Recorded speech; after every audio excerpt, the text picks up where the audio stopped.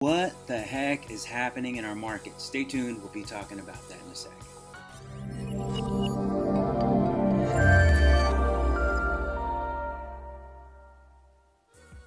I'm sure most of you with homes for sale can attest to the fact that your home has been sitting on the market for a very long time.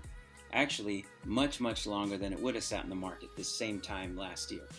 As a result, over the last 3 months, we've been seeing a steady decrease in home prices. So what does it mean and why is it happening?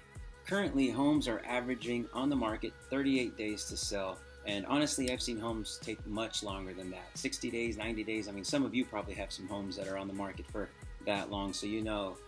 But in a market like that, that'll cause the prices to decrease as opposed to in 2012 and since 2012, where we had buyer demand exceeding the amount of supply of homes on the market.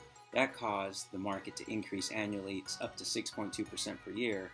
And when you have a market like that, a good market like that, where the prices go up, then houses will sell in days during that time, not in months like what we're seeing right now. So what has changed and why is this happening? Well, I mean, it could be the interest rates, right? I mean, interest rates have gone up since January, maybe up half a percent. And I ran some numbers with my lender. He tells me 0.5% is about $113 a month on a $400,000 loan. So if you have a $400,000 loan, maybe put down 5%. The difference in payment versus just the interest rate alone is $113 per month. So that amount could have pushed a few people out of the market because the interest rates are so high. Or it could be that guy, or him, or it could be him, or it could be her, or it could be him. Wait a minute, that's me.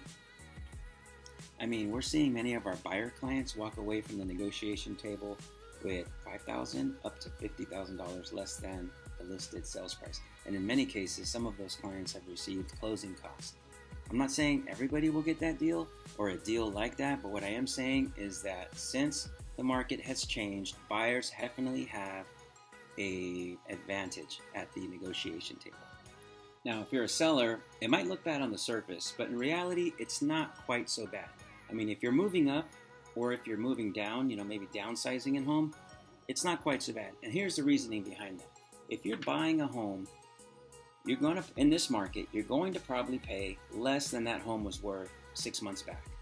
So, and it's the same. So if you sell your home for less than what you expected to pay, let's say you sell it for $15,000. That's what we're seeing, about $10,000, $15,000 decrease in what the comps are showing.